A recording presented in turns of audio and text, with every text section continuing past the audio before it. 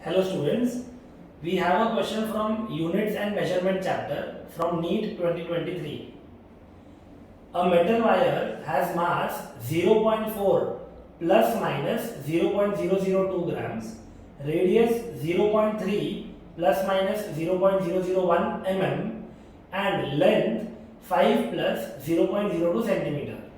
The maximum possible percentage error in the measurement of density will nearly be, there are four options given. Solution.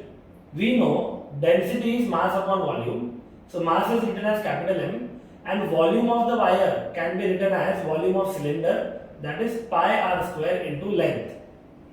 Now error in the measurement of density delta rho upon rho can be written as change in mass upon original mass delta m upon m plus 2 times delta r upon r plus delta L upon L.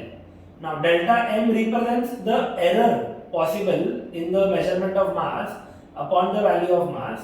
Delta R represents the possible error in radius upon the value of radius, and delta L represents the error in the measurement of length upon original length. So if we substitute the values as given, when we say mass is 0.4 plus minus 0.002 grams, it means 0.002 grams is the possible error and 0.4 grams is the value of mass.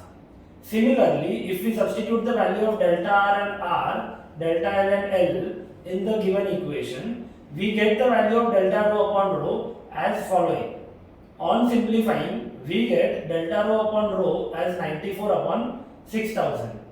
Since we want to find the percentage error, we will multiply both sides by 100. So we get delta rho upon rho into 100 is equal to 94 upon 6000 into 100. Cancelling two zeros, we get 4.7 upon 3, that is 1.56 percentage. So if we look in the options, we have option B, which is approximately 1.6 percentage.